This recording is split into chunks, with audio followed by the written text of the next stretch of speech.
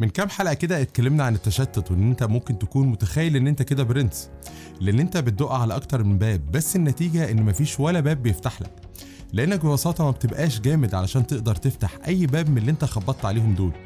كمان بتلاقي وقتك ومجهودك وفلوسك ضاعوا على الفاضي. طب لو قلت لك ان انت لو ركزت على حاجة واحدة بس الموضوع هيكون احسن لك بكتير. علشان كده لخصت لك كتاب The One Thing، الهدف الواحد، كتبه راجل كبارة كده اسمه جاري كلير. انا محمد ثروت وده اخر فصل في الكتاب، خليك معايا.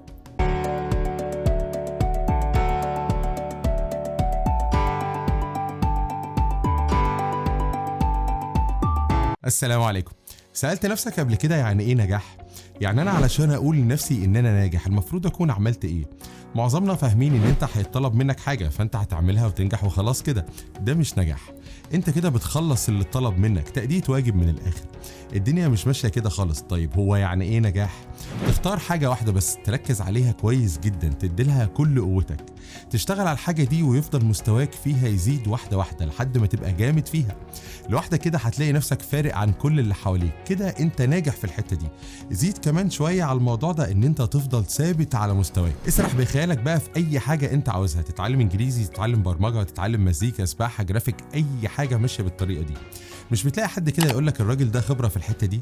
هو ده اللي انا بكلمك فيه، ان انت تبقى خبرة في مجالك. تعالى لما اثبت لك ان كلامي صح. افترض معايا مثلا ان انت عاوز تبقى جامد قوي ومتخصص في الجرافيك مثلا. قدامك طريقين ملهمش تالت، تبقى مخصص كل وقتك للتعليم للتطبيق، كمان بتفكر ان انت تطلع افكار جديدة حياتك كلها جرافيك.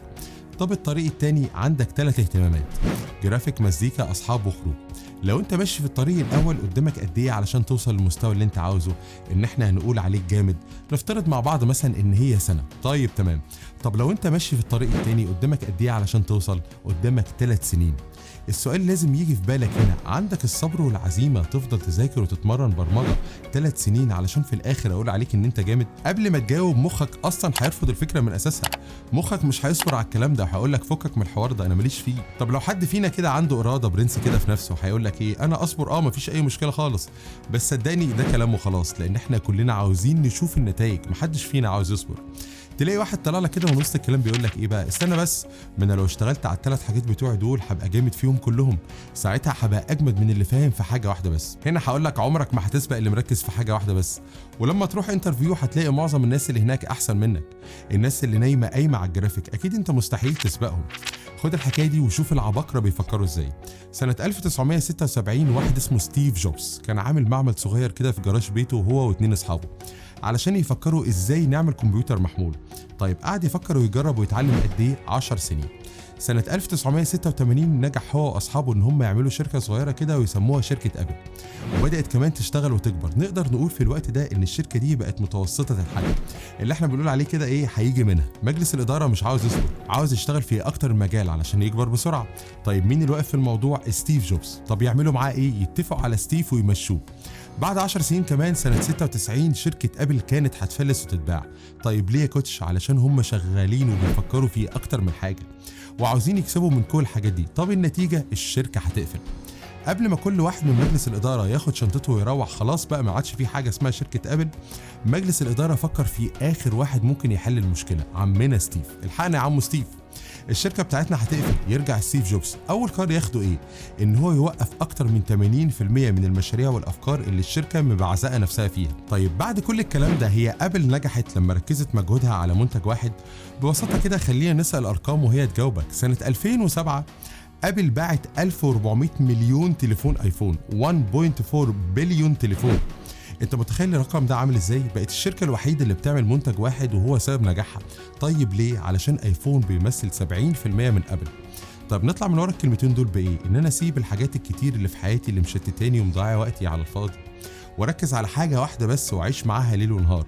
زي مذاكرتك لو انت لسه في الكلية، اثبت نفسي لو انا لسه في الشغل جديد او انت لسه حتى متخرج. اكيد مش بس كده، في حاجات كمان برضو لازم تركز عليها، حاجات انت ما ينفعش تسيبها. صحتك هتعمل فيها ايه؟ علاقتك بربنا هتتصرف فيها ازاي؟ في حاجات اساسية انت ما ينفعش تفكر ان انت تيجي جنبها. لو انت رياضي او على الاقل بتروح الجيم، اوعى تفهم من كلامي ان انا عاوزك تبطل رياضة. جسمك عامل كده زي العربية اللي عاوزة صيانة في التوكيل طول الوقت. طيب لو ما رحتش التوكيل هتلاقي نفسك عطلان على الطريق. علاقتك بربنا برضو ما فيهاش كلام، رضا ربنا عليك وتوفيقه مفيش فيه فصال. فالاساسيات مفيش فيها كلام، وهتركز على حاجه واحده بس لحد ما تبقى جامد قوي فيها. ساعتها ممكن نفكر ان احنا نبص لغيرها. من الاساسيات برضو الزوجه والاطفال. المؤلف بيقول انا كنت ناجح قوي وكان عندي خطط كتير جدا، موت نفسي شغل، بس ما كنتش بشوف عيالي. تقدر تقول كده معرفش عنهم اي حاجه. فانت ممكن تبقى كده وانت مش واخد بالك، مفكر ان انت عامل اللي عليك والدنيا عصراك. هو فعلا الدنيا عصراك، بس عيالك ذنبهم ايه؟ هم عاوزين اب يهتم بيهم، زي ما هم طبعا عاوزين فلوس كتير علشان يعيشوا كويس. هم محتاجين الاتنين. انت مش كارت بنك معمول عشان تطلع فلوس، اكيد دورك اهم من كده. قلب الكلمتين دول بس في دماغك. حاجه كمان مهمه، في شويه حاجات كده لازم تكون في دماغك على طول، شويه اساسيات. يعني اولها مش كل الحاجات اللي في حياتك بنفس الاهميه. يعني ايه الكلام ده؟ انا لو سالتك ايه اهم حاجه انت شغال عليها دلوقتي، لو اجابتك طلعت اكتر من حاجه يبقى اوتوماتيك كده الاجابه دي اجابه غلط. لو بتعمل 5 حاجات كل يوم، ما ينفعش يبقوا كلهم مهمين، ما ينفعش يبقوا بنفس الأهمية. انت طبعا مش موافق وبتقولي لا كلهم مهمين، انا حياتي كلها مهمة. طب بس استنى عليا، جاوب على السؤال ده وانت تعرف تعمل ايه. انت بتعمل 5 حاجات كل يوم، لو ما عندكش وقت غير لحاجة واحدة بس، تختار ايه؟ هي دي اهم حاجة في حياتك. سهلة ايه؟ بعد ما تعرف اهم حاجة على طول تسأل نفسك هخلصها امتى؟ طبق كلمة اينشتاين التحفة، الاهداف بدون وقت محدد للتنفيذ هي للاسف مجرد احلام. هدفك تبقى صاروخ انجليزي، بس اكيد مش هتقعد سنه في اول ليفل، كده احنا بنهرج وبنضيع وقت. هدف حلو هيخلص في الوقت الفلاني، انت كده برنس. ساعات برضو بتعلي اهميه الحاجات وهي لما بتعلى بتضيع. المذاكره ولا اصحابي؟ الخروجات والسهر ولا الشغل والكورسات؟ الخروجات والسهر. هو احنا ينفع نعمل اللي علينا الاول وبرضه نسيب شويه وقت للانبساط؟ بس معلش، مفروض تبقى مصلحتك هي اهم حاجه. يعني لو مفيش وقت الاتنين يبقى مصلحتك الاول وش كده على طول، لان اصحابك برضه اهم حاجه عندهم هي مصلحتهم. حاجه كمان مهمه، وانت بادئ تظبط حياتك انت بتقول لنفسك يلا بينا مذاكره، هاخد الكورس الفلاني، هخلص كل المحاضرات اللي عليا علشان افهم الدنيا. كلام محترم وشيك طبعا، بس ساعات بيجي لك وقت بتركن فيه شويه. انا اقول لك بقى انت بتركن ليه؟ مخك مش عاوزك كده، عاوز يدخلك في حاجات جديده، وكل حاجه هتاخد معاه وقت هيقول لك لا والله خسران. تلاقيه بيقول لك ايه بقى؟ ما انا قلت لك يا صاحبي انت اصلا فاشل، سيبك من الحبتين دول. قول لمخك ساعتها اريح انت بس والنبي واركن على جنب. محدش فينا ماشي زي الساعه، اكيد كلنا بيجي لنا وقت نبقى فيه عاوزين نريح شويه ومحتاجين نشحن.